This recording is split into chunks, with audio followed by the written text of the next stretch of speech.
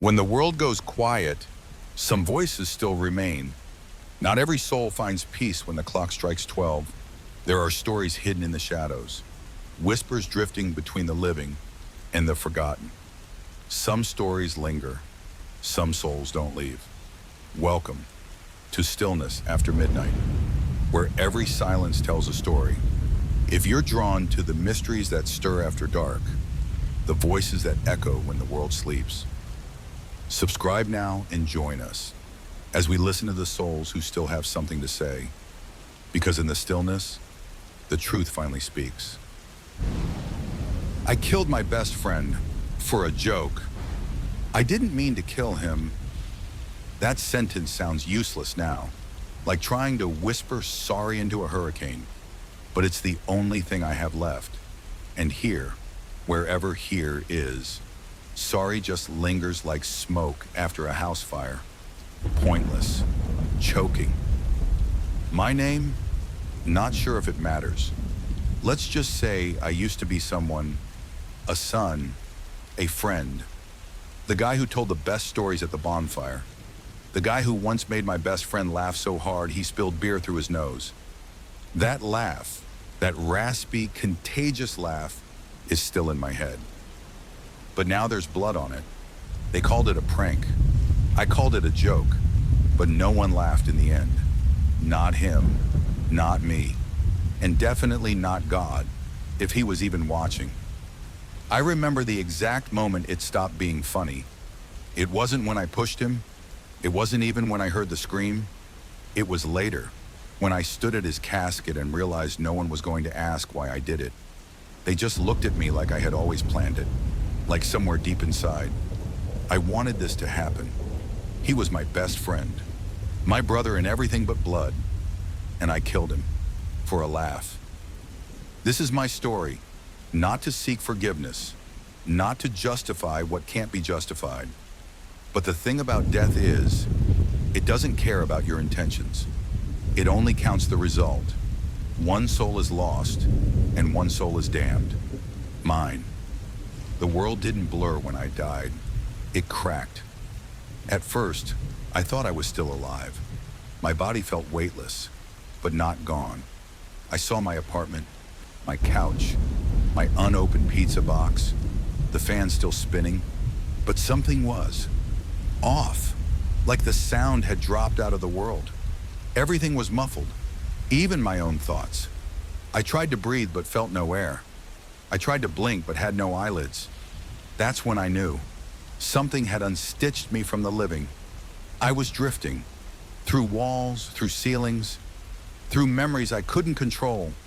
I saw his face, my best friend, over and over, laughing, bleeding, falling. His voice replayed in endless loops, like a cruel tape recorder jammed on repeat. Come on, man, this better not be another one of your messed up pranks.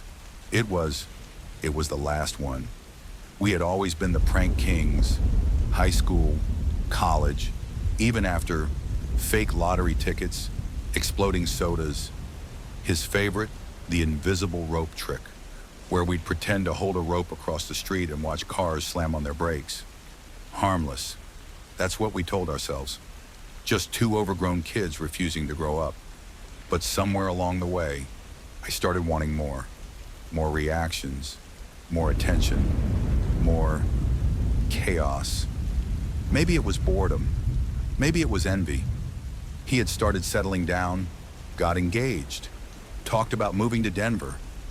I didn't want to lose him. I didn't know how to say that out loud. So instead, I acted out. And then I came up with the prank. God, even now, I hate myself for calling it that. It was supposed to be a cliffhanger. Literally there's this place we used to hike.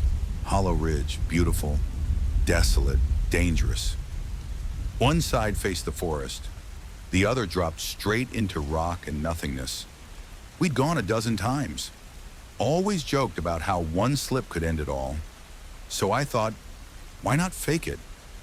I'd rig a fake railing, pretend it gave way, scare the hell out of him, catch it all on video, post it online with some stupid title like, best friend nearly dies and cries.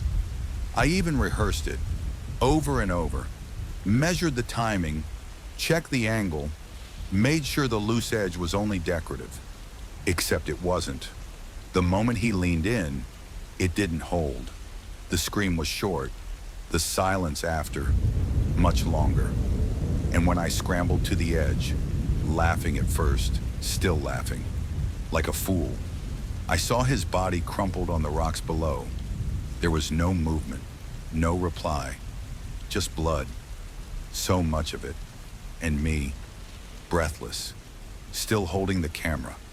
No one believed it was an accident, and maybe I didn't believe myself either. Because if I was being honest, deep down, there was something bitter in me, something that envied how he had moved on with life while I was still stuck in prank wars and part-time gigs. Maybe I wanted to remind him we were still us, still two dumb kids pulling stunts. Maybe I wanted to scare him into staying, but I scared him into leaving, forever. The trial came quickly. Manslaughter, reckless endangerment, a handful of other words I never thought I'd hear tied to my name. I pled guilty. How could I not? The footage showed everything. Me setting it up, laughing, then the sudden drop and my face shifting from triumph to terror. I never saw his family again. They didn't want to see me. Can't blame them. He was their son, their fiancé, their friend, and I was the guy who turned him into a headline. I died in prison, quietly, unexpectedly. They say it was an aneurysm. Ironic, right? A burst in the brain, a silent snap. No warning, no pain. One moment I was lying on my bunk staring at the ceiling. The next, I was floating over my own body, watching the guards call for backup. I didn't scream, didn't try to go back. Part of me was relieved. The sentence was over. The guilt, however, had only begun. Because that's when this started. This drifting, this endless, watching. I'm trapped in something between the living and the dead, between memories and punishment. A realm where time folds over itself, and every lie I told myself plays back in high definition. I see him sometimes. Not really him, just echoes, projections. His last moments reanimated like a cruel play on loop. He turns to me and smiles, unaware. He leans in. The railing gives, and I'm always too late. Sometimes I wonder what people say about me now. If they call me a monster, a psycho, if they warn their kids not to hang around people like I was. And sometimes I agree with them. But there's a quieter thought that haunts me more. What if none of this would have happened if I had just told him the truth? That I was scared of being alone, that I felt left behind, that I needed him more than I ever said. But I turned all that fear into jokes, turned friendship into spectacle, turned trust into betrayal. And now here I am, telling you this, because I don't want to be remembered as the man who pushed his best friend to his death for a laugh. I want to be remembered as the fool who lost everything, because he never learned how to speak the truth. That's the thing about death. It doesn't end the pain. It only removes your chance to make it right. But maybe, if you're listening, you'll do better. Before I killed him, I let 1,000 little betrayals slip by. People always think the worst thing I ever did was push him off that cliff. They're wrong. The worst thing I ever did was lie to him, over and over again, until the truth between us became so thin, it snapped with the slightest pressure. That cliff, that was just the final lie made real, but the cracks started years before. We met when we were 8, 3rd grade. I remember the smell of dirt and cafeteria cheese pizza in the air when he punched a bully for me. One swift jab to the nose, blood everywhere. The teacher screamed, but I never forgot the way he turned to me afterward, that dumb little grin on his face, and said, "Guess we're friends now." I didn't have anyone back then. Home was loud, bitter, tired. My dad drank. My mom yelled. Silence was punishment, and noise was war. But with him, things were different. His house had warmth, light, spaghetti on Tuesdays. His mom hugged me like I was hers. He gave me a second home, and I gave him my loyalty, but not my truth. I envied him even back then. He was louder, funnier, braver. He didn't seem to fear anything. I was smaller, paler, thinner. I followed. He led. That dynamic never changed, not even as we got older. He was the center of gravity. I was the satellite. We built a world around each other. Forts in the woods, secret passwords, made-up games. But underneath that brotherhood, something started to fester. Not hatred, not exactly, just need. I needed him more than he needed me, and that imbalance grew like rot under the floorboards. I remember the first time I lied to him. It was small, pointless, even. He asked if I liked this girl in our class, Mara Tompkins. I did. I really did. But I saw the way he looked at her, so I laughed and said, "God, no. She smells like baby powder and mouthwash." 2 weeks later, they started dating, and I hated them both for it. But I smiled. I made jokes. I was the supportive friend. That was always my role, the backup guitarist in his rock band of a life. More lies followed. I said I didn't care when he got into the college I wanted. I said I was happy working part-time gigs while he interned at cool places. I said I liked being single when he got serious with Lauren.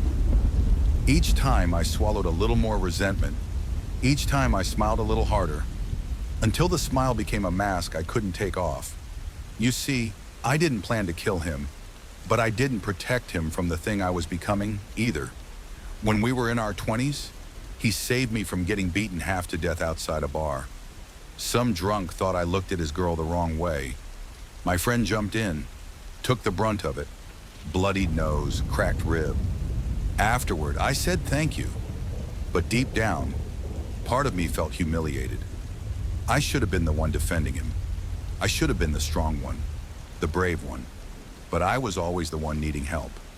Always the one falling short. We kept pulling pranks into adulthood. They became our brand. Friends knew us for it. Social media knew us for it. The duo, they called us. Dumb and hilarious. Reckless but charming. But what they didn't know, what even he didn't know, was that I started pushing the line too far. I once faked a robbery while he was asleep at a cabin. Kicked in the door, wore a ski mask. He punched a wall trying to defend himself. I revealed the prank too late. His hands were shaking for hours. He forgave me, like always. That forgiveness became my drug. Each time he laughed it off, I felt safer, like I could keep pushing, like there was no limit, but there was. I just didn't see it until it snapped. There's a moment I can't shake. Just before the end, a few weeks before the hike, we had a fire pit night, just the two of us. Beers, marshmallows, dumb stories about high school. He stared at the flames and said, "You ever wonder what it'd be like if we just stopped all this? The jokes, the pranks, just grew up?" I said, "Nah, we're legends. Man, we die as we live, laughing." But in that moment, he didn't laugh.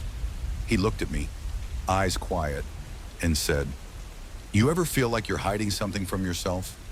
That question burned more than the fire ever could. Because yes, I was. The night before he died, I had a dream. We were back in the woods behind his childhood home. The trees were taller than I remembered. He was standing on a branch high above, smiling. "Come up," he called. "It's safe." I climbed and climbed and climbed, but the branch I reached for snapped. I fell.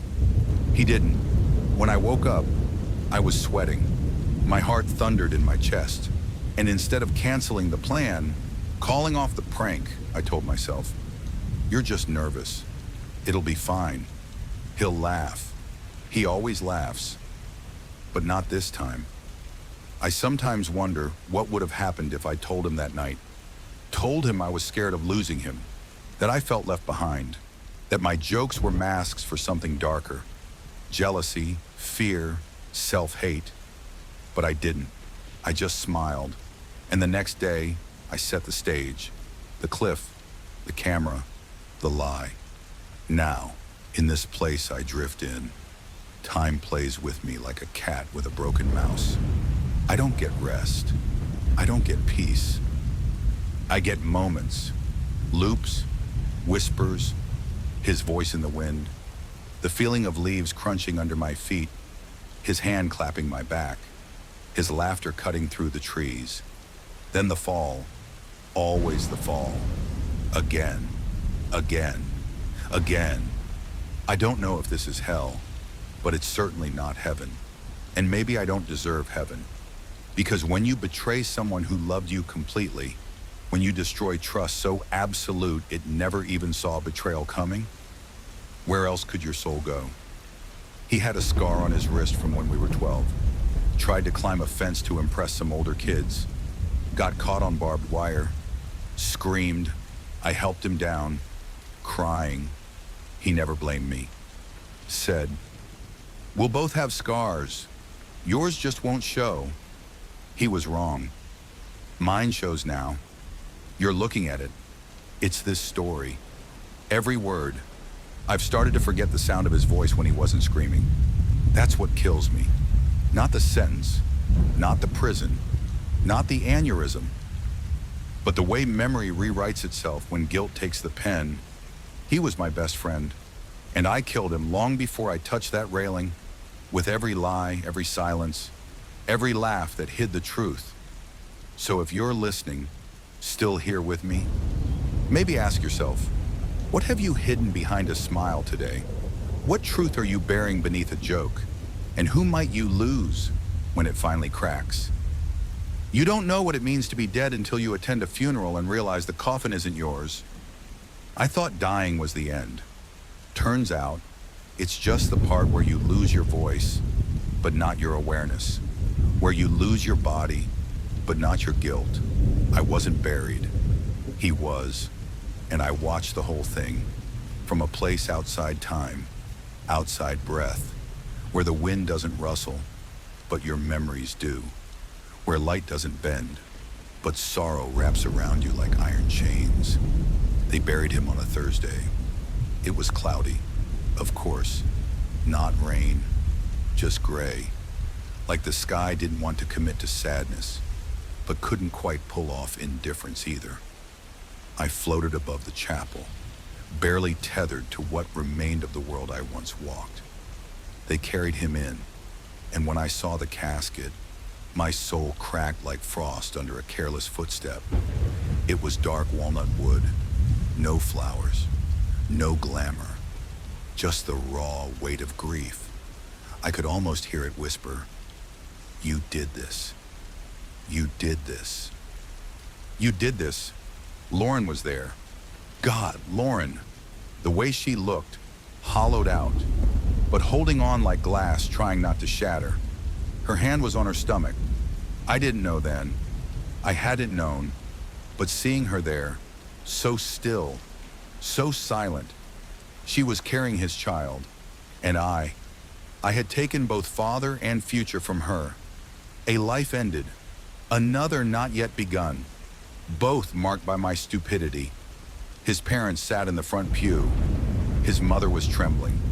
His father stared forward with that empty, hard expression, like he was trying not to blink because if he did, the tears might slip through.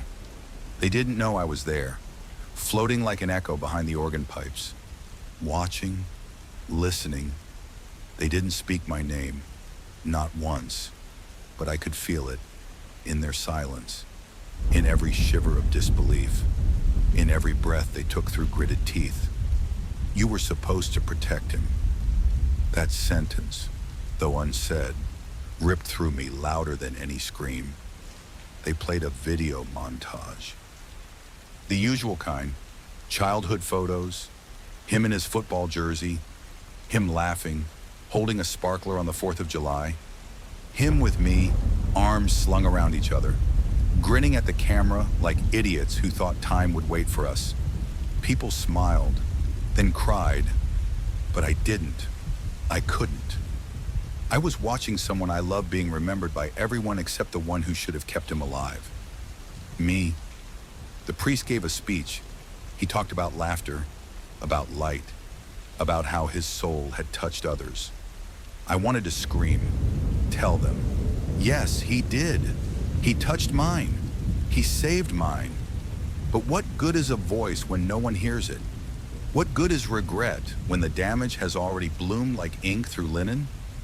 Afterward, they lowered him into the earth. And that's when I saw something I'll never unsee. Lauren bent down and whispered to the casket. I tried to read her lips, tried so hard, but I only caught one word. Why? That word pierced deeper than any knife could. Because I didn't have an answer, not a real one, just the hollow echo of, I thought it would be funny, and somehow that made it worse, because he didn't die from hatred, or revenge, or malice. He died because someone he loved didn't understand how to love back without turning it into a performance. They left, one by one. The cars pulled away, and still, I stayed, hovering above the disturbed soil, like some lost ghost who didn't even earn the dignity of haunting a house, just his own sin. I wanted to touch the dirt, just once, to press my hand into the grave and whisper, I'm sorry, but I had no hands, just memory. That night, the visions began. I stopped drifting. Now, I fell, over and over, like him, over the cliff, through shadow, through screams. But it wasn't just the moment of death I saw. It was everything I'd forgotten, everything I chose to look away from while I was alive. I saw the day he introduced me to Lauren, the joy in his eyes. How he had pulled me aside and said, I think she's it. Man, for real. I had smiled, said, she's cute, but inside, I hated her because she meant he'd choose someone else over me. I never admitted that, not even to myself, until now. I saw the message he sent me the night before the prank, one I never answered. Hey man, got a weird feeling about tomorrow. We still good? He had doubts. He felt something was off.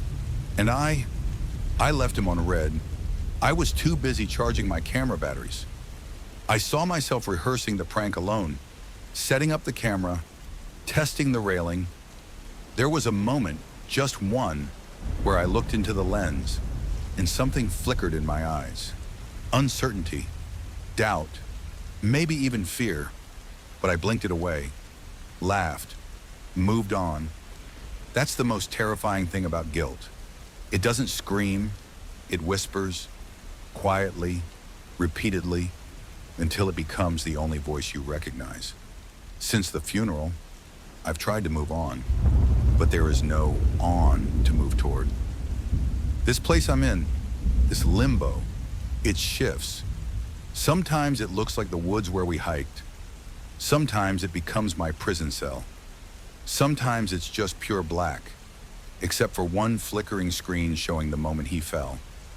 Replaying, always replaying, and I can't close my eyes, because I don't have any. You think death brings clarity. It doesn't. It brings exposure. Every crack in your soul suddenly has a spotlight on it. Every suppressed emotion, every lie you told yourself, every moment you dismissed as harmless gets amplified. You see yourself not as who you meant to be, but as who you actually were. And what I was a coward. A coward with a camera and a best friend who trusted me too much. The worst part, if he came back right now, if he stood before me and asked, why did you do it? I still wouldn't know how to answer, because it wasn't just one choice. It was 1,000 little ones. It was every time I let envy fester instead of speaking. Every time I chose attention over truth, every time I turned vulnerability into a punchline. That's how I killed him, with tiny cuts that never healed, until the final push. You don't know what it means to be dead until you attend a funeral and realize the coffin isn't yours, but it should be. That day, I watched him get buried, but I think I was the one who truly died. There are places only guilt can unlock. I walked into one, and I don't know if I ever came back. You'd think being dead would bring stillness. It doesn't. Not when your soul is still moving, still seeing, still trying to understand how everything collapsed. I don't walk in this place. I drift.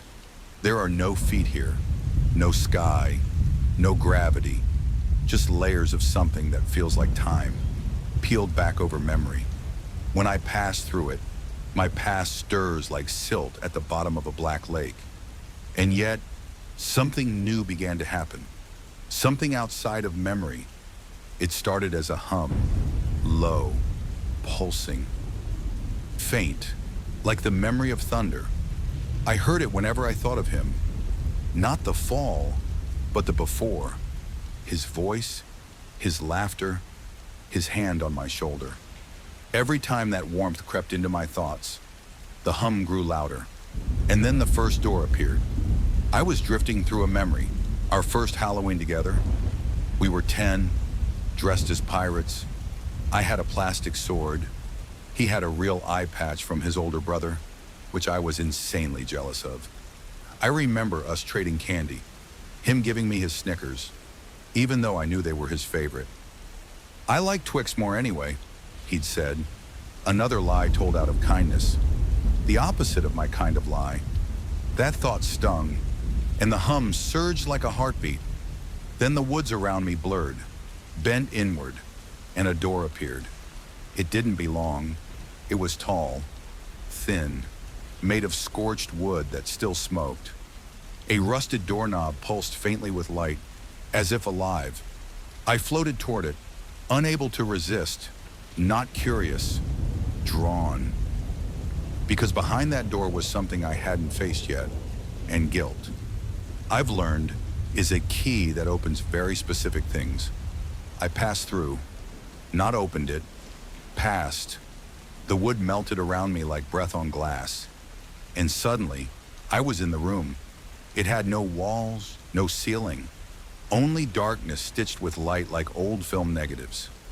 In the center sat a boy, maybe 8 years old. He looked like me, but he wasn't. Because when he raised his head, his eyes were empty, not hollow, not blind, just not eyes, two voids. And yet, he saw me. I waited for you, he said. His voice was mine, my childhood voice, but hollowed, strained. Waited where? I asked, though my mouth made no sound. He didn't answer. He held something in his hands, a note. I drifted closer, and the boy, I began to read. Dear Dad, I'm sorry I broke the mug. I was trying to make coffee like you. Please don't be mad. Please don't hit Mom again. Please, I'll be better. I swear. I remember that note. I wrote it when I was 9. My father never read it. I tore it up before he came home, burned the pieces behind the shed, and never told anyone. Yet here it was, whole, being read back to me by a child with my face and no soul behind his eyes. Why are you showing me this? I asked. The boy folded the note and looked up. You lied back then, too. You kept everything in. You always have. And then he smiled, a terrible, broken smile. But now, the door is open. I tried to run, but you don't run in this place. You just think and feel and get swallowed by what those thoughts create. And what I created next was worse. The room melted into my prison cell, back to the cold walls, the metal cot, the flickering bulb. But I wasn't alone. He sat across from me, not the child, him, my best friend, except not quite. His face was wrong, stretched slightly, as if drawn by memory trying too hard to be accurate. His smile never reached his eyes.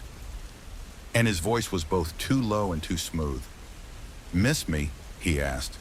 I couldn't speak. What's the matter? He leaned forward, elbows on knees. You used to love the sound of your own voice.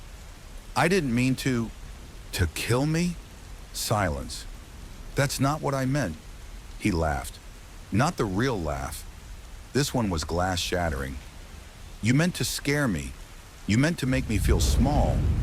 You meant to make you feel big. Isn't that right? No, I whispered, but my voice cracked, because part of me wasn't sure anymore. That's the curse of this place. You start doubting your own intentions. What was once a joke starts to feel like something colder, crueler. What if the push wasn't fully accidental? What if part of me wanted him to fall, not to die, but to stumble, to need me, to come crawling back to the way things used to be? What if love, twisted by jealousy, becomes indistinguishable from hate? What if the difference is only timing? He stood up, walked to the wall. There was a mirror now. He gestured for me to look. And when I did, I saw myself as I was. Not the man I thought I was, but the man he saw. Wild eyes, forced grin, desperate for attention, always filming, always laughing too hard, always needing the spotlight, even if it meant standing on someone else's back. I reached for the glass, but it melted beneath my hand, and everything went dark. When I woke, if you can call it that, the door was gone, but something had changed. I was back in the limbo woods, but the trees were warped now, taller, thinner, bending like arms reaching for something they'd never touch. The sky pulsed with dull red light, and the path I had followed before split in two. For the first time, I had to choose, left or right.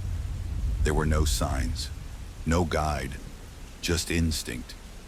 I turned right, and as I did, a whisper brushed my ear. Lie again, and the next door won't let you out. I don't know who said it. Maybe the child, maybe the fake friend, maybe a voice deeper than both. But I believed it, because there are places your guilt will drag you into. And if you keep lying, even to yourself, those places will start to feel like home, and you'll never leave. They say your life flashes before your eyes when you die. They never told me it would talk back. I thought the worst part was over. The fall, the funeral, the door. But that was just the beginning. Now I walk a path made of memory, where the trees whisper my name like a warning, and every step echoes with a question I've spent a lifetime avoiding. What kind of person were you? Really? I used to think I was the victim of a single mistake, a moment of misjudgment, a bad joke gone wrong. But this place doesn't let you hide behind moments. It peels you layer by layer, until all that's left is you, and the parts of you that never stop bleeding. The path led me to the lake, a still, black surface stretching farther than any forest should allow. And standing on the edge was my mother, not the real one, or maybe too real. She looked as she did in her last years, tired, slumped, dressed in a worn-out coat she never took off. Even in summer, she used to say it made her feel less empty. She didn't turn to look at me, just stared into the water, like it held something she'd lost. I saw you hit him once, she said softly. I froze. I was 8, I replied, though my voice came out as a thought. You were angry, she said. He took the last cookie. That's what you told him. But that wasn't it, was it? No, it wasn't. He had told a story to the neighbors that made everyone laugh, and they looked at him the way I wished they looked at me. So I hit him, he cried, and I told him not to tell anyone or I'd make it worse. He never did. I should have taught you better, my mother said, voice brittle, but I was too broken. So you learned how to wear masks, just like I did. I stepped closer. I didn't mean to hurt people, I whispered. Meaning doesn't erase wounds, she said, finally turning to face me. Her eyes were dry, too dry. You hurt them anyway. And you never stopped. And then she faded. No scream, no smoke, just gone. The water stilled. My reflection rippled. But it wasn't my face looking back. It was his, my best friend. His eyes locked with mine across the surface of the water. Still, unmoving. You remember the night I got that job offer in Denver? The reflection asked. Yes. God. Yes. He had been glowing with excitement. Said it was everything he'd worked for. A step up, a future. And I had smiled. Said all the right things. But that night, I posted a video of one of our cruelest pranks. One where he was the punchline. I tagged his future boss. Just a joke, I told myself. They withdrew the offer 3 days later. I never told him why. He assumed it was office politics. He cried, quietly, alone. I never apologized. You made sure I'd stay. The reflection said, because you needed me. My voice caught in my throat. I didn't want to lose you, but you lost yourself, he said, and dragged me with you. The water boiled, the reflection fractured, and the trees around the lake began to whisper one word, over and over. Selfish, selfish, selfish. I clutched my head, tried to scream, but no sound came. Only the word, hammering, gnawing, judging, until I ran.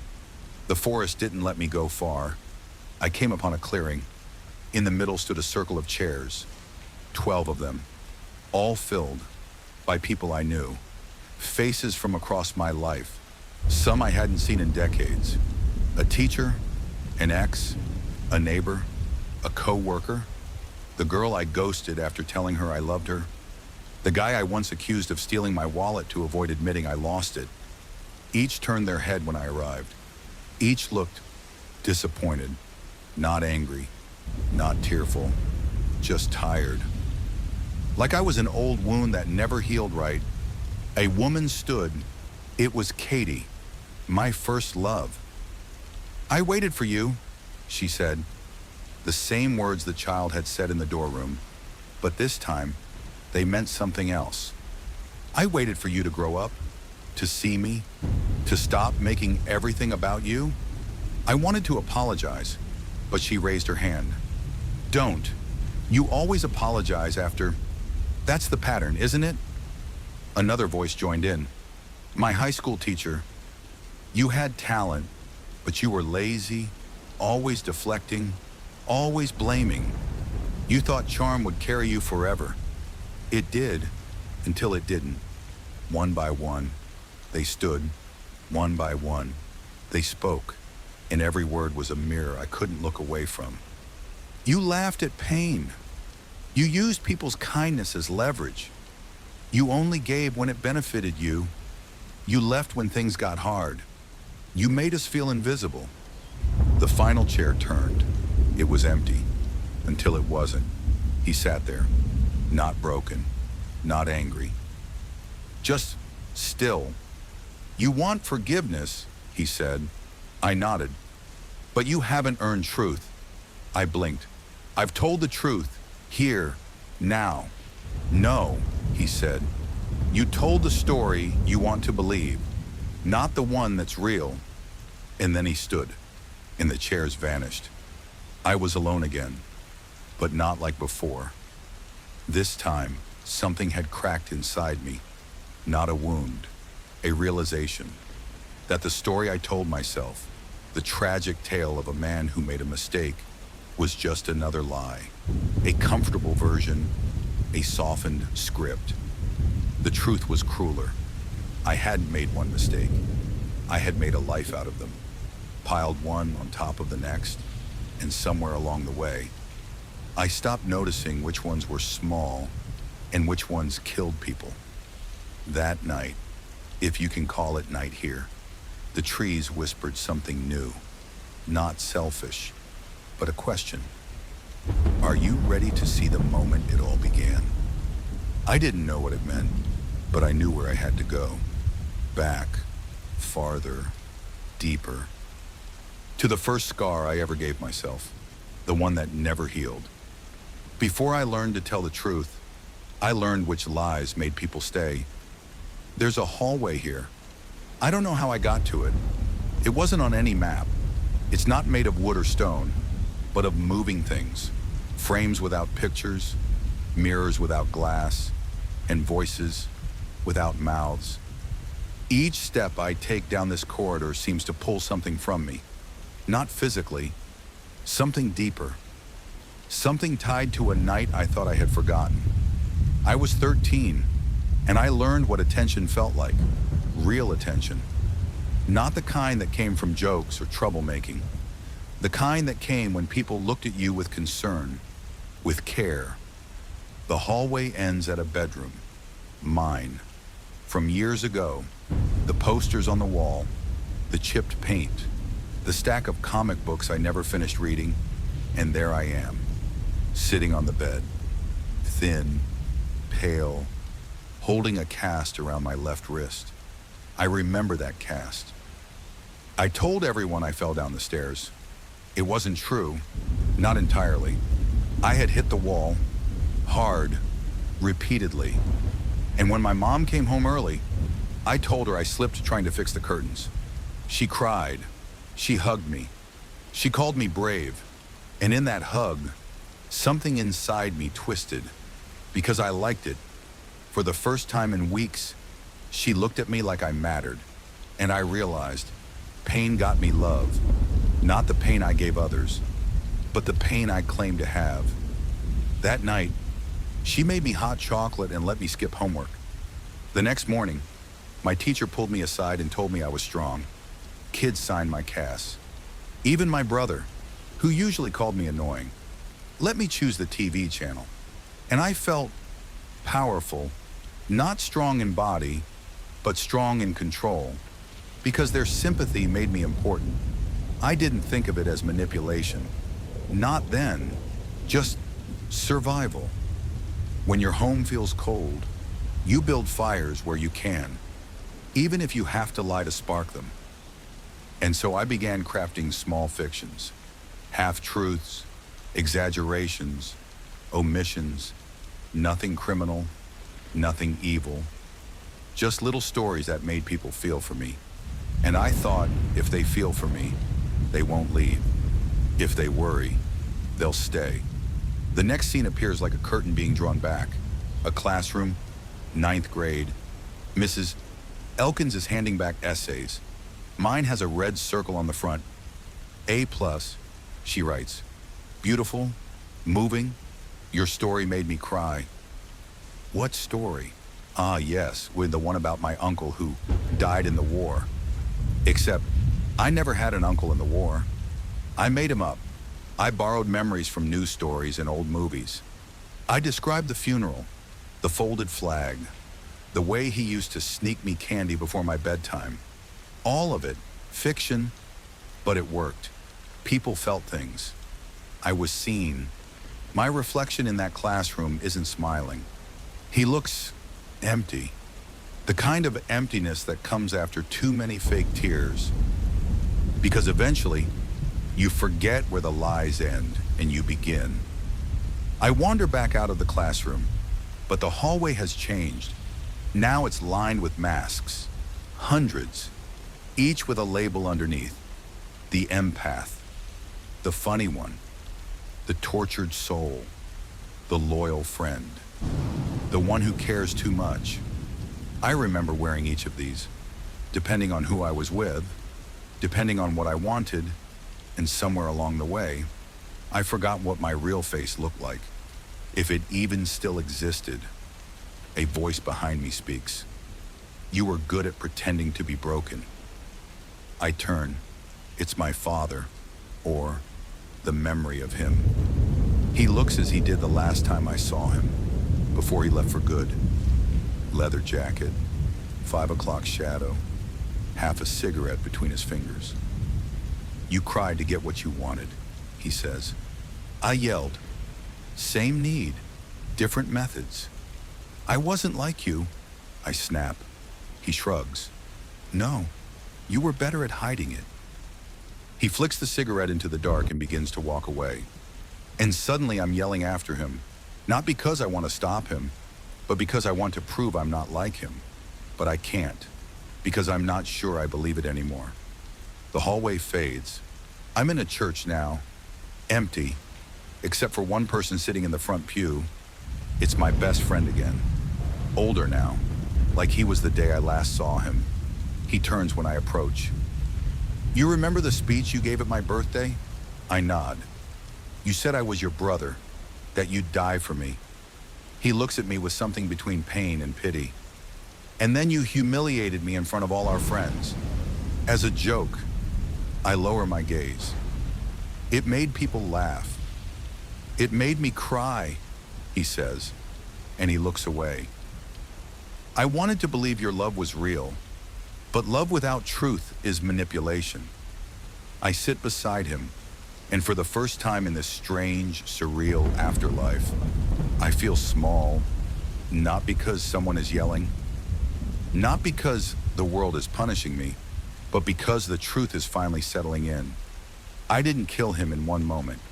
I killed him over time, with every manipulation, every guilt trip, every fake vulnerability I used to bind him to me.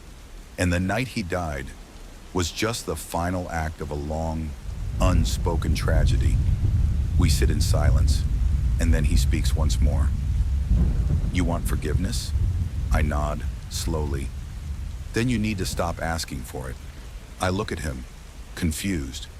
He explains, "Every time you ask to be forgiven, you're still making it about you, about your comfort, your peace. You want the weight lifted." I clench my fists. "Then what do I do?" He stands and whispers, "Carry it, fully, until you feel what I felt, until you stop trying to be the hero in your story."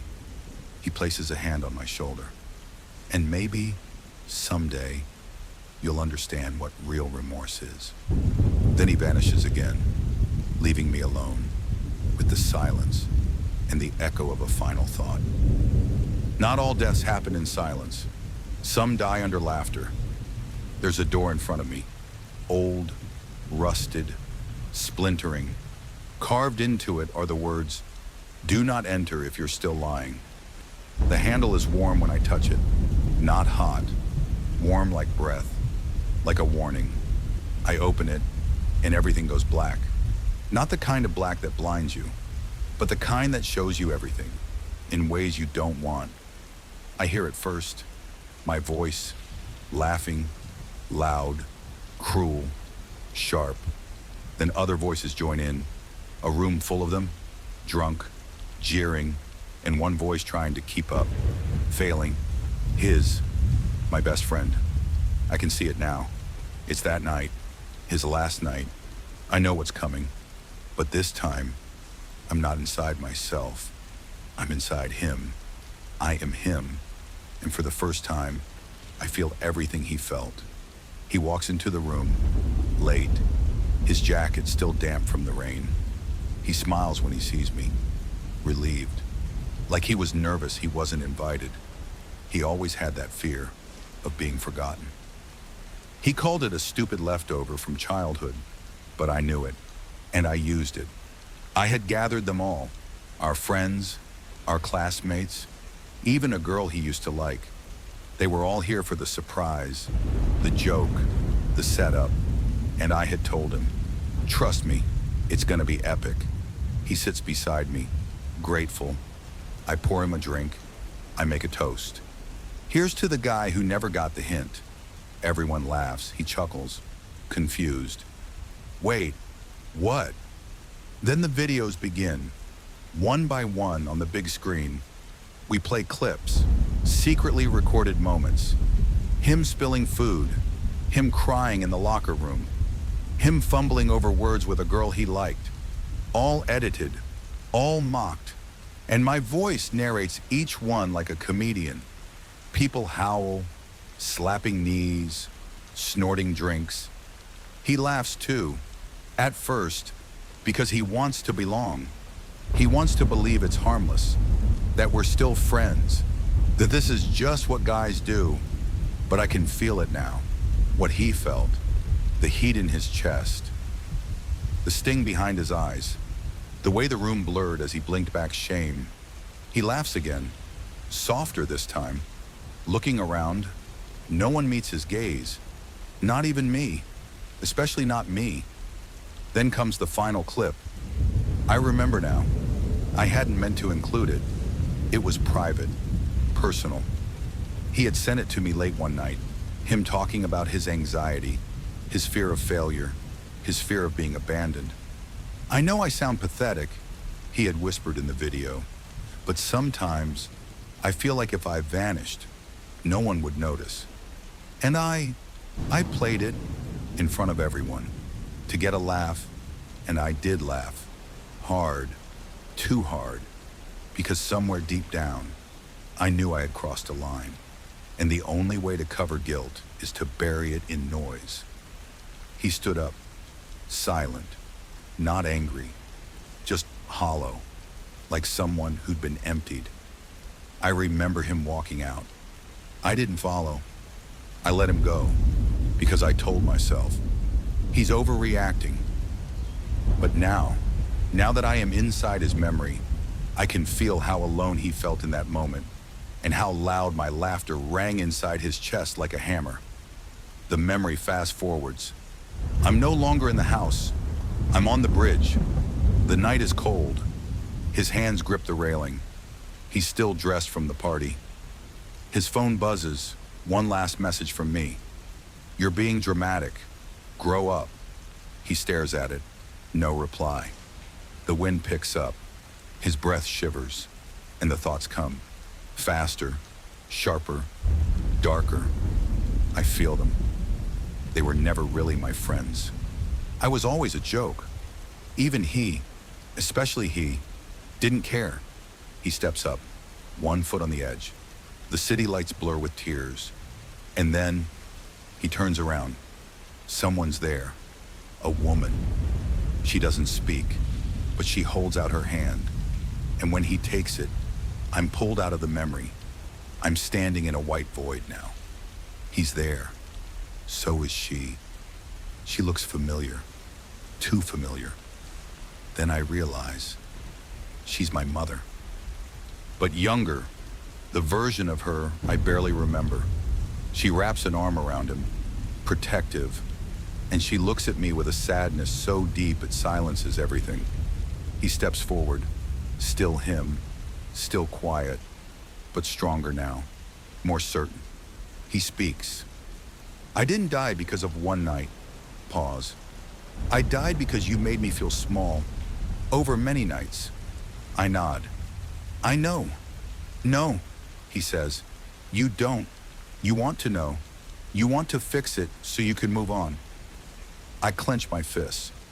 Then tell me, what do you want from me? He shakes his head. It's not about what I want from you. It's about what you finally need to give up. Silence. Then he says it. You need to stop making me your excuse for being broken. I stagger, because it's true. Every sad story I told after his death, every self-pitying moment, every time I whispered, I lost my best friend, it was about me, not him. I never honored him. I used him. Even in death, he walks away again, this time without anger. Only a quiet finality, as if a door has closed that cannot open again. The void shatters. I am back in the corridor of memories, alone, but something is different. I am not chasing absolution anymore. I am holding the weight, letting it press into me, letting it reshape me, not to be forgiven, but to finally understand. There's nothing more terrifying than seeing yourself and finally believing it. I wake up in a room made of mirrors, but these aren't ordinary mirrors. They don't just reflect what I look like. They reflect what I am, what I was, what I pretended not to be. The first mirror stands to my left. In it, I see myself at 16, sharp smile, loud mouth, the guy everyone liked to hang out with. But this time, I'm not fooled by the grin. I remember now. That smile was armor. It was fear wearing a mask. The boy in the mirror says, "I learned to be funny so they wouldn't see how scared I was." The next mirror, college. I'm holding a beer, shirt half unbuttoned, surrounded by noise, but I'm staring off to the side at nothing. I remember this night. I had just found out my mom was in the hospital. I told no one because I didn't want to kill the vibe. The version of me in the mirror whispers, "I laughed louder when I was in pain." I keep walking. More mirrors, more versions of me. Some I had forgotten, some I had buried. There's one where I'm yelling at a girlfriend, words like knives thrown to wound. Another where I ghosted a friend because they got too emotional. Each version looks at me, not with hate, with disappointment, with quiet mourning. I pause at a shattered mirror, cracks like veins through its center. In it, I see the night after my friend's funeral. I'm sitting alone on the floor, back against my bedroom door. My phone is filled with messages, condolences, and confused questions, but I ignore them. I record a video instead, tears in my eyes. But not for him, for me. I post it with the caption, "I lost my brother. Please check on your friends." The mirror whispers, "You didn't want to check on your friends. You wanted them to check on you." I close my eyes. I want to run, to scream, but the room is endless, and the mirrors keep appearing. Some silent, some screaming, but the worst one is the last.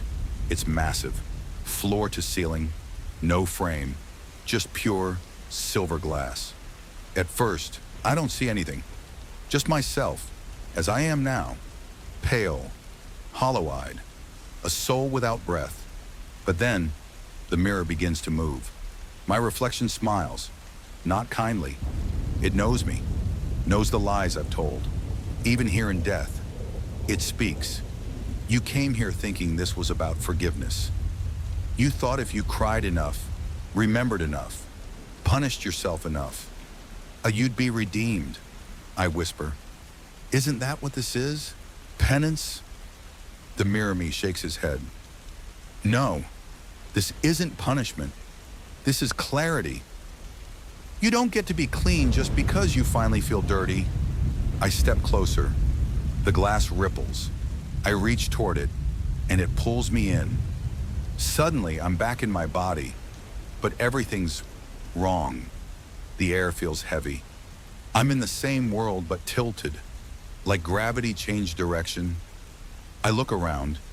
Everyone I ever heard is here, not watching, just existing, living out the wounds I left. I see a girl I dated in college, crying in a stairwell after I ghosted her. I see my little cousin, sitting alone at a birthday party I skipped because I was too busy. I see my dad, staring at a photo of me, trying to understand why I never called after Mom died. And I see him, my best friend, but not on the night of the prank. This is earlier, a month before. He's sitting with me at a diner, excitedly telling me about a poetry contest he entered. I had forgotten this moment because I wasn't listening. I was texting someone else, nodding along. He had looked so proud, so hopeful, and I crushed it later with a joke. "You? Poetry? What? Are you trying to be sensitive now?" I watch as each version of him, every moment I belittled, every joy I mocked, plays like ghosts around me. I try to scream, try to say, "I didn't mean it," but my mouth doesn't open, because that part of me, the one that justified, excused, rationalized, is gone. All that's left is truth, and truth doesn't scream. It sits, heavy, immovable, undeniable.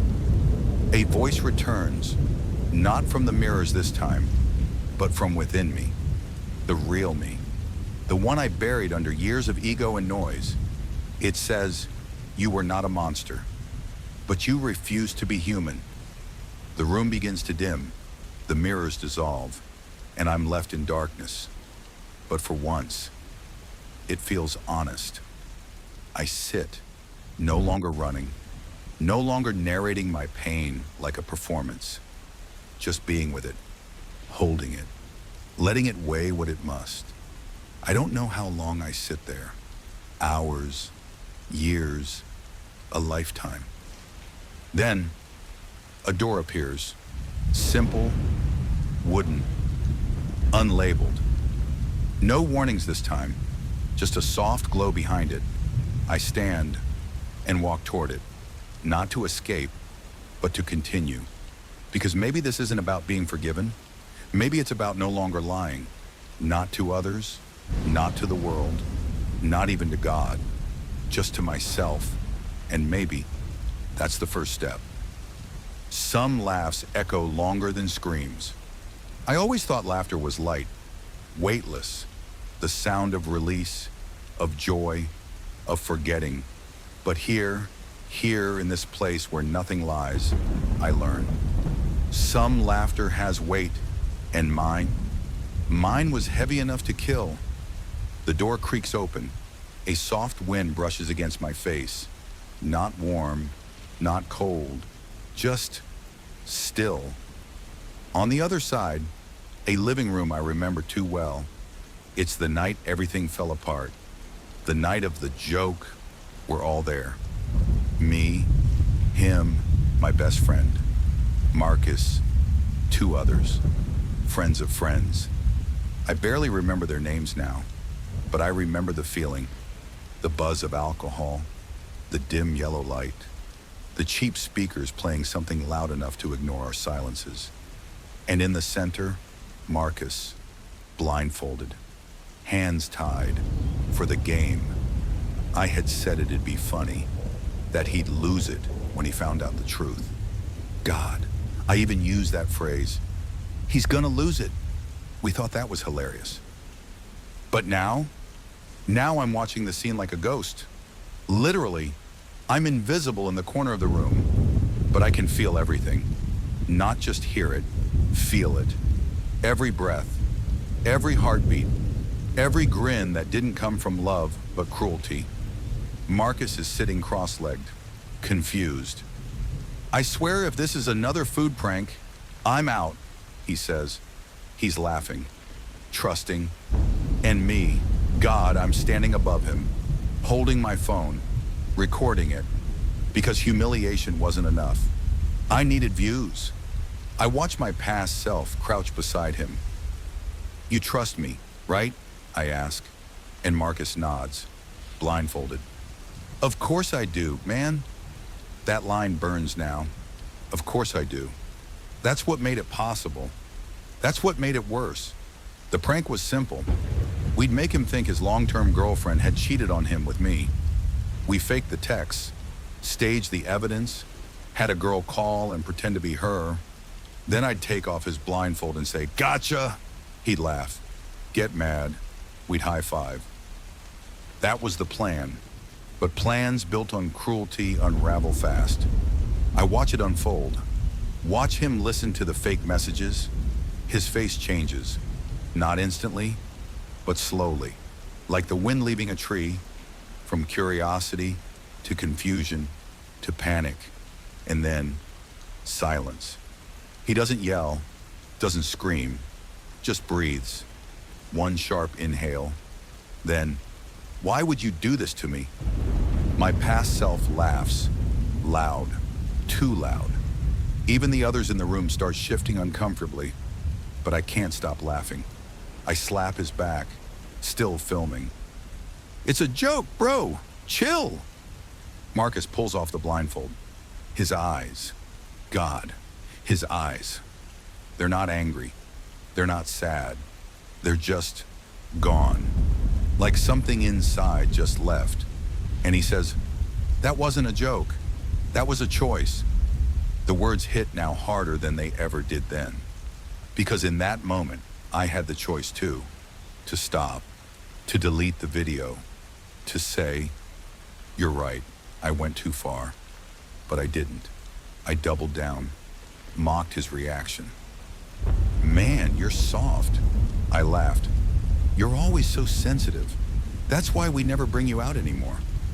And then I turned to the others, smiling like a villain in my own story, and added, "Guess I found out who the real drama queen is." Marcus stood up. Quiet, no yelling, no pushing. He just walked out the door, didn't say another word, and I let him. Didn't chase him, didn't text later, didn't care. Not until 2 days later, when I got the call. He was gone. Suicide. No note, just a deleted account, and a voicemail I never listened to. I see it now, glowing on the screen of his phone in the vision playing before me. I watch Ghost Me pick up the phone hours later, see the message, and swipe it away without opening it. The room around me dissolves, but the laugh, that laugh, my laugh, it echoes and keeps echoing, bouncing off the silence of this world. It's not funny anymore. It sounds monstrous now, like something breaking. Like bones snapping under the weight of guilt, I fall to my knees, hands over my ears, but it doesn't stop, because you can't unlaugh. You can't unwound someone with silence. Suddenly, I feel a presence. I look up. He's standing there. Not a memory this time. Not a ghost. Not a vision. Marcus. Or something like him. His soul? His echo? I don't know. But it's him. Calm. Still. Eyes full of something I can't read. I open my mouth. The apology tumbles out like shattered teeth. "I didn't mean to." He raises a hand. Silence. Not cruel. Just final. Then he speaks. "I don't need your apology." I flinch, but he continues. "Because it's not about me forgiving you. It's about you seeing yourself. All of you. And for the first time, I understand. This isn't judgment. This is witnessing." He steps closer, reaches out, touches my chest, and I feel it. All of it. The moment I decided to betray trust for attention, the part of me that found power in making others small, the pieces I carved out of people and called it just a joke, the laugh echoes once more, but softer this time, like it's leaving, being released, not erased, but honored, as a weight that must be carried. Marcus looks at me one last time. "You're still here because you haven't chosen what comes next. Don't waste the choice this time." Then he vanishes. I'm alone again, but not shattered, not hollow, just human. For the first time in what feels like death and life combined. I rise. The room is gone. I'm back in the void. Only now. There's something in front of me. A door. Two, actually. One marked forget. The other marked remember. And I understand. If I walk through forget, I'll be reborn. Blank slate. No memory of this life.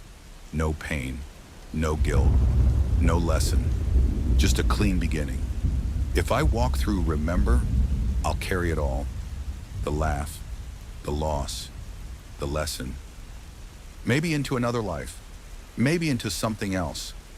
I close my eyes and choose. Some souls choose to forget. Others carry the fire. The two doors still stand before me. Forget. Remember. Both are still. Both are silent. Neither pulls me. Neither pushes. This is not a test. It is a decision, and that, somehow, makes it harder. Behind forget, I imagine light. Warm. Empty. No guilt. No Marcus. No echo of my laughter cracking across eternity. I'd be clean. A soul rinsed in the river of amnesia. Free to start over. A baby's cry in a new hospital room. A mother's hand cradling a forehead that has never known shame. Behind remember, I see shadows. Heavy. Sharp-edged. The weight of my sins clinging to me like soaked wool. But also, flickers of truth. Lessons. Pain that refines. Fire that purifies. Maybe even a way to heal what I broke. I step closer to the remember door. Place my hand on it. It pulses, Not warm, not cold, just aware. Like it's watching me, waiting for my honesty. So I speak, not out loud, not even in thought, but with something deeper, something older. I want to remember, even if it hurts, especially if it hurts. The door opens, not wide, just a crack, enough to see, not heaven, not hell, not even a life. Just a hallway of doors, thousands, millions, stretching far into eternity, some glowing, some shaking, some sealed tight with chains of memory. Each one, I know, leads to another soul, another life, another story, and one of them is Marcus, or what's left of him. A voice stirs, not outside me, inside, deeper than language. It speaks like water speaks to a riverbed. Redemption does not ask for erasure. It asks for return. Return. Return to what? To where? To the moment it all went wrong? Or to the soul I abandoned when I chose to laugh over love? A new door begins to glow. Small, simple, wooden, like a childhood closet. And carved into it, faintly, but unmistakable, two initials, M.W. Marcus Wade. I step toward it, and as I do, my surroundings begin to change. The void becomes breath. The silence becomes pulse. I'm falling, no, rising, through layers of being. Then air, scent, sound. I blink, and I'm in a park. Not a mystical void, not a shadow realm of guilt. A regular park. Autumn leaves, squirrels darting through grass, the smell of cinnamon from a nearby food cart, and on a bench, beneath a tree just starting to blush red with the season, sits Marcus. He's older, worn, but not weary, peaceful, but not numb. He sees me, smiles. Not the smile of the prank victim, not the smile of the betrayed. The smile of someone who has been through a storm and came out holding seeds instead of stones. I wondered when you'd come, he says. I can barely speak. You waited? I didn't have to, he shrugs. This place doesn't run on time. It runs on truth. I sit beside him, quiet. The wind moves. Neither of us speaks for a long while. Finally, I say it. What's been caged in my chest since the day I died. I killed you. He doesn't flinch, doesn't argue, doesn't offer the easy absolution I don't deserve. He just nods. You did. Silence again. And then, but that's not the whole story. I turn to him. What else is there? He looks out at the trees, leaves falling like soft, silent regrets. You didn't kill me with your hands. You killed me with your indifference. You knew I was fragile. You knew I needed someone to believe in me. And in that moment, you chose performance over presence. I nod. Tears run freely now. They don't burn. They cleanse. Can I ever make it right? He sighs. You still don't get it, do you? He turns to face me, his eyes calm, deep, full of a strange mercy. Redemption isn't about making things right. It's about becoming someone who never would have made them wrong.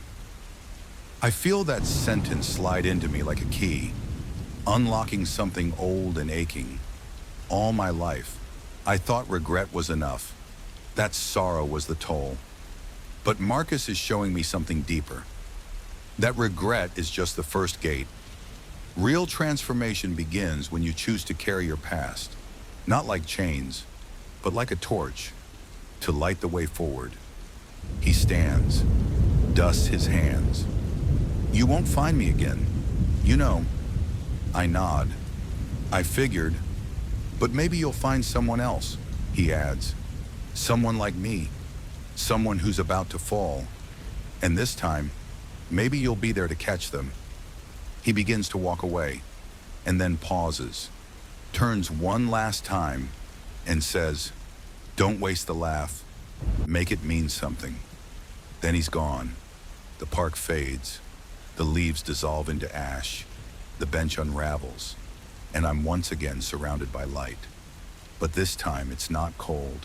It's not blinding. It's welcoming. A voice returns.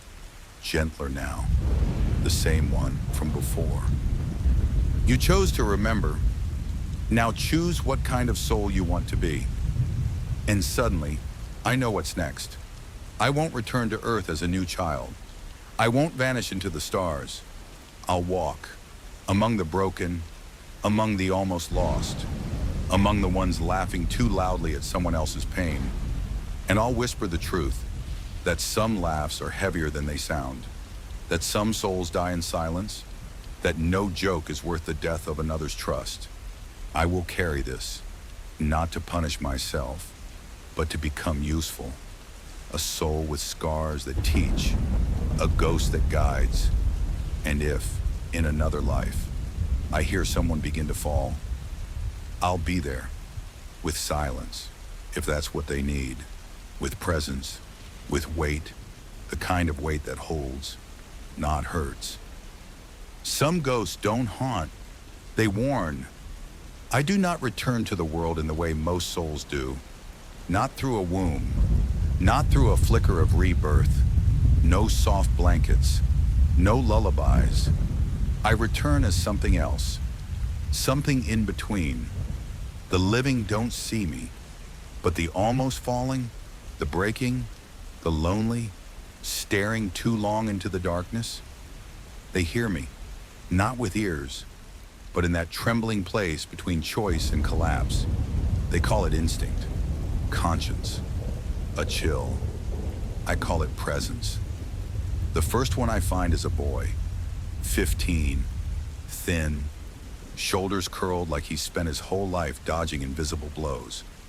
He sits alone in a locker room, holding a phone. The screen glows with a video, a friend, naked, crying, recorded without knowing. Laughter bubbles in the boy's chest. I feel it, bright, sharp, almost joyful.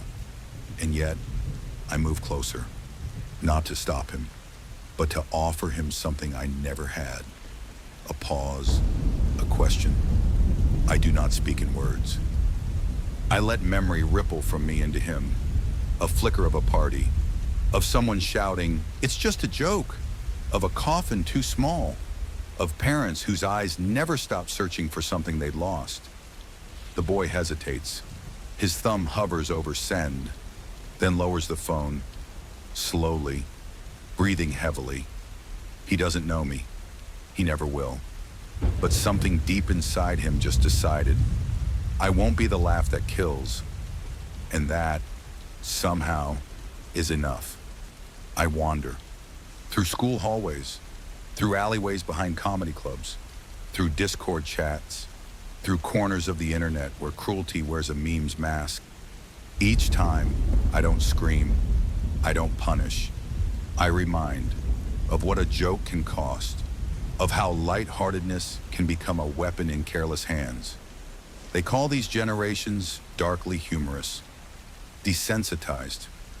Maybe they are. Maybe it's because so many ghosts like me never spoke up. So now I speak, not to haunt, to warn, but sometimes I falter. Because not all souls want to change. Some are already too far gone. I find one such man, older, sharp suit, sharper words. He runs a podcast, comedy, politics, mockery.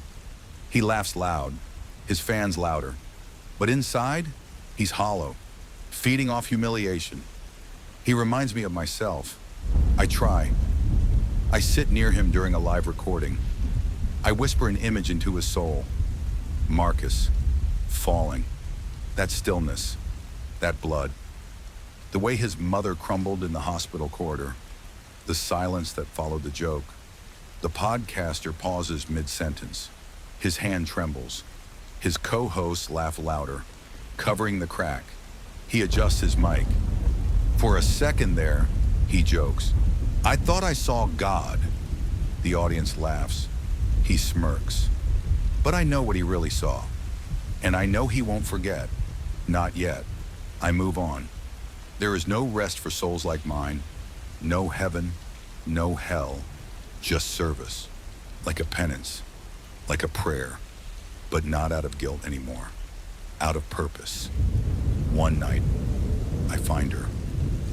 A woman, mid-30s, alone on a rooftop, cigarette between trembling fingers, eyes red. She's laughing at a text, an old one from someone who's now gone. Her best friend died by suicide after being outed at a company party. As a joke, she wasn't the one who did it, but she didn't stop it either. Now, the silence eats her alive. I sit beside her. Let her feel me. Let her remember someone else's scream behind the laughter. She begins to cry. Not pretty tears, ugly or raw sobs. And when she's done, she deletes the old text, then types something new, not to the dead, but to the living, to her coworkers, to her boss, to the world. I should have stopped it. I'm sorry. I will do better. I will be better. She becomes something I never had the chance to be. A witness who speaks. Not every story ends in blood. Not every joke kills. But some do. And it's the ones who say, it's not my fault, who ensure it happens again. That was me. Once. Now, I walk among them, reminding them of him. Sometimes I wonder what Marcus would say if he saw me now. Would he smile? Would he still forgive me?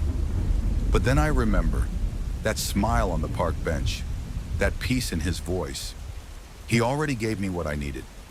Now, it's my turn to be the voice that interrupts cruelty, to be the shadow that casts doubt on malice, to be the cold wind that makes someone pause before hitting send. I am not vengeance. I am not redemption. I am the man who never laughed again. Because now, I understand. Laughter is sacred. And like all sacred things, it can heal or it can destroy. I want to be the reason it heals, even if I can't laugh anymore. Some truths hide behind laughter. Some laughs are screams in disguise. They say the dead remember everything, but that's not true. Some memories bury themselves so deep inside the soul, they rot in silence, until the silence breaks, until something rises. It begins with a sound, not a word, not a voice, just a laugh, his laugh, Marcus, but not the usual one, not the chesty, contagious roar he always gave when I told a bad pun. This one is sharp, short, choked, like a laugh forced through clenched teeth, a laugh just before the breaking point. I freeze in this void where time doesn't tick. The laugh echoes again. It doesn't come from the world of the living. It comes from me, from something I've been refusing to see, something hidden behind every excuse I've ever whispered. It was just a prank. I didn't mean it. He laughed too. But what if that laugh was his last defense? The void bends, folds around me, and suddenly, I'm back. Not truly alive, not breathing, but there, at the party, the night it all happened, the night we lost Marcus. It's not how I remembered it. There's no golden haze of fun, no roaring joy, just dim lights, drunken chaos, and Marcus standing awkwardly by the edge of the pool, holding a red plastic cup, his smile twitching like it's painted on wrong. I'm watching my younger self, loud, joking, egged on by friends. Come on, man, push him in. He's wearing his new Jordans. I laugh, drunk on attention, drunk on approval. My hands move toward Marcus's back, but then I hear it for the first time, really hear it. His voice, quiet, barely audible. Don't. Not aggressive, not angry, just scared. A crack in his confidence. A whisper I drowned out that night, and I pushed anyway.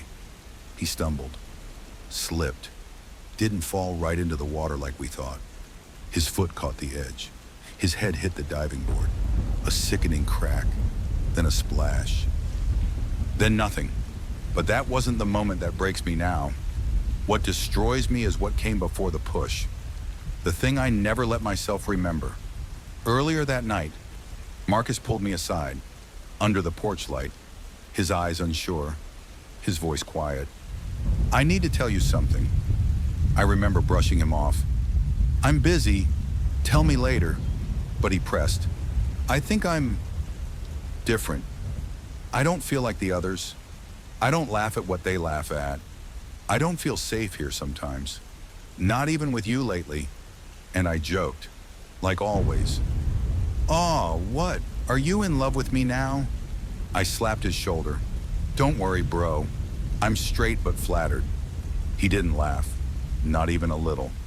He just looked down and said, "Never mind. Forget it." Now I know. He wasn't coming out to me as gay or anything like that. He was trying to say he was breaking inside, that the laughter, the teasing, the constant push-pull was crushing him, that I was crushing him, not just with pranks, but with silence, with my refusal to hear the things that weren't funny.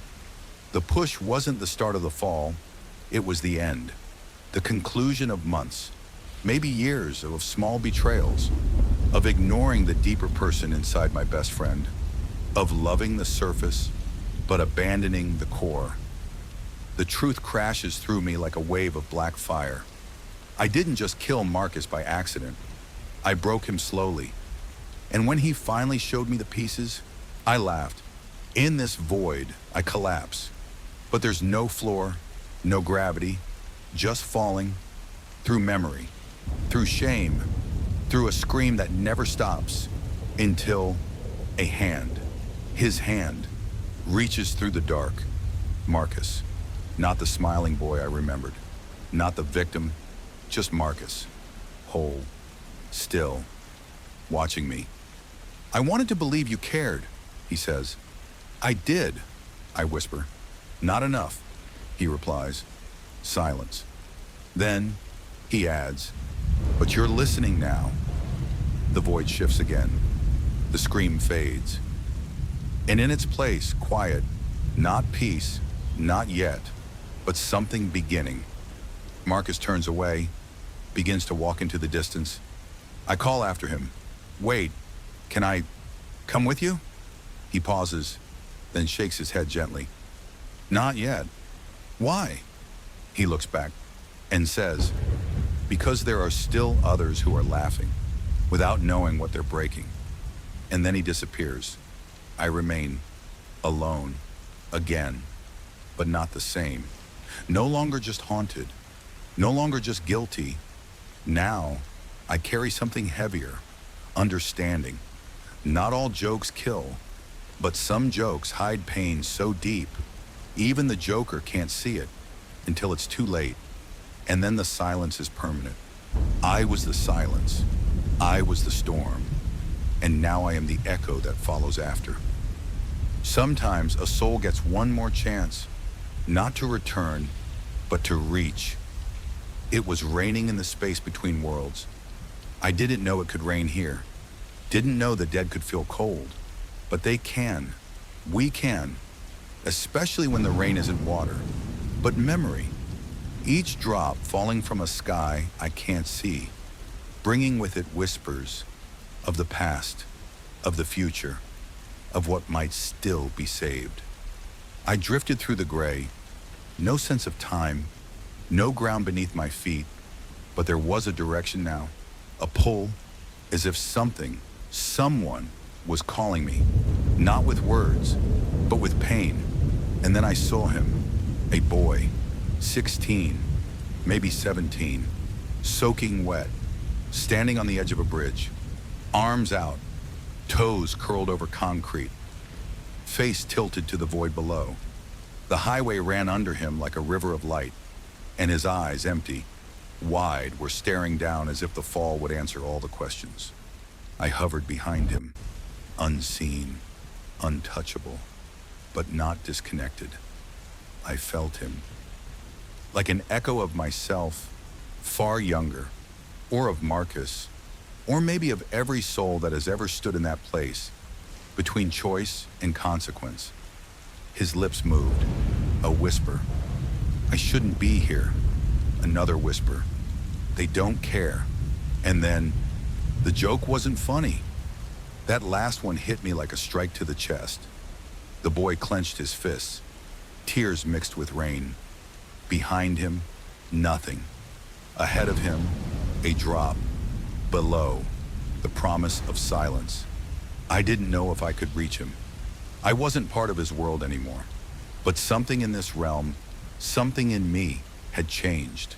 The confrontation with Marcus had left a mark. A door, a key. So I spoke, not with a voice, but with presence. A pressure in the air, a warmth in the cold.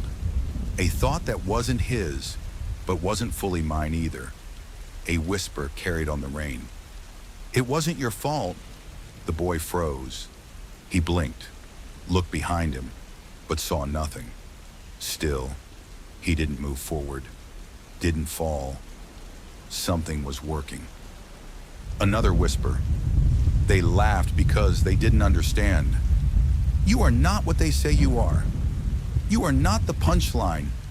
His breath trembled. He took a step back from the ledge, then another. He fell to his knees and sobbed. Memories flashed from him like heat. I saw them, felt them. He was a boy named Caleb, sensitive, kind, quiet, the target of ridicule, because he didn't fight back, because he cried when hurt, because he liked painting more than sports, because he flinched when voices got loud. One day, someone filmed him crying in the locker room. They added a laugh track, posted it online, called it the Weekly Breakdown. It got 1 million views in a week. No one stopped it.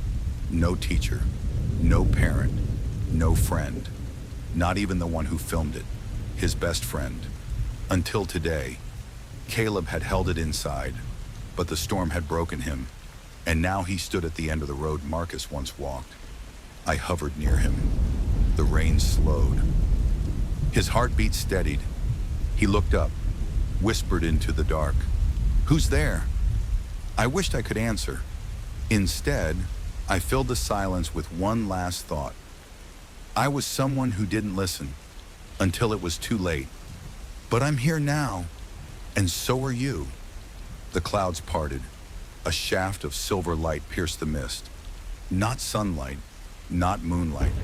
Something older, more sacred. A glimpse of grace. Caleb stood, wiped his face, looked at the river below one last time, then turned and walked away from the edge. I felt something shift in me, in the space around me. Not redemption, but the beginning of it. A chance, not for myself, but for someone else. And maybe that's enough, because sometimes a soul doesn't need to be forgiven. It just needs to be useful. Not all echoes fade. Some become the voice that guides others home. I thought helping Caleb would be the end, the final note in a song I had sung far too long, but it wasn't. It was only the silence between verses, because after the bridge, the rain stopped, and something followed me. Not a memory, not a punishment, but a presence. At first, I thought it was Marcus. It felt like him, but gentler, older, wiser. Not a boy, not anymore. Not angry, not hurt, just watching. Sometimes it spoke, not with words, but with truths and questions. Simple ones, sharp as glass. Why did you need them to laugh? Why was being loved not enough? Why did it take a death to make you feel real? I couldn't answer, not with certainty, not without shame. In the realm I floated through, there were no clocks, no sunrise, no ticking, but I felt time differently, not as a line, but as a spiral. a looping echo of choices. I was made to revisit the moments I thought I had buried, not to be punished, but to understand. I saw myself again and again in that gymnasium. That day, Marcus stumbled and spilled his tray. The perfect chance. The laughter that followed, the way he looked at me, not hurt, but confused, as if asking, why you? Why his friend? Why the one person who should have known better? It wasn't the prank that broke him. It was the betrayal, the confirmation that no one, not even me, saw him as enough. I used to think evil wore a mask, came with a scream, a weapon, a motive. But now I know, sometimes evil looks like a smile, feels like a joke, sounds like, come on, man, lighten up. The voice followed me through these realizations. It never judged, but it never looked away either. It forced me to stand in the shadow I cast, to admit what I'd done, and worse, what I hadn't. I never apologized. Not truly. Not before the funeral. Not after. I mourned his death, but never my part in it. The world had moved on. People forgot, or pretended to. Marcus became a lesson, a cautionary tale, a name on a banner during anti-bullying week, but not a person, not a soul. And yet, he stayed, somehow, here, beside me, watching not with hatred, but with expectation, as if waiting for me to reach a place where I could finally see, not just what I did, but who I had been becoming. And when I did, the voice changed. It didn't question, it invited. Walk with me. And so I did. We drifted through landscapes, not of earth, but of emotion. Forests of regret, rivers of unspoken words, mountains of memory, each one shaped not by terrain, but by truth. I wasn't alone. I saw other souls, some broken, some healing, some still denying, and I understood. This wasn't hell or purgatory. This was the place between, where guilt becomes understanding, where sorrow becomes transformation. One night, if you could call it that, the voice finally spoke with clarity, not from outside me, but within. Marcus, his voice, familiar, soft. I'm not here to punish you. I'm here because you brought me here. You carried my memory like a wound, but never like a responsibility. I couldn't respond. He didn't need me to. Now, you've done something I never expected. You saved someone. You did what I couldn't. That boy, Caleb, he's alive. And because of you, he's still walking. That's more than justice. That's legacy. Silence. Then one final whisper. You can rest now. And for the first time since my death, I felt warm. I don't know where I'm going, or if I'm going anywhere at all, but I know this. The story I told you, it isn't mine alone. It's yours too. If you've ever laughed at someone when you should have listened, if you've ever stood by and watched pain disguised as entertainment, if you've ever regretted a silence you kept when your voice could have saved someone, then you've walked beside me. You've carried a version of Marcus too, but there's still time to turn back from the bridge, to speak before it's too late, to hold someone instead of humiliating them. My name doesn't matter anymore. What matters is the echo I leave behind and the silence you choose to fill.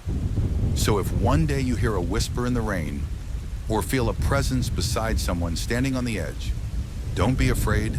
It might be me, watching, guiding, hoping you'd do what I couldn't when I was still alive. Thanks for watching the whole video. Please give me a like and subscribe to the channel to watch more interesting stories.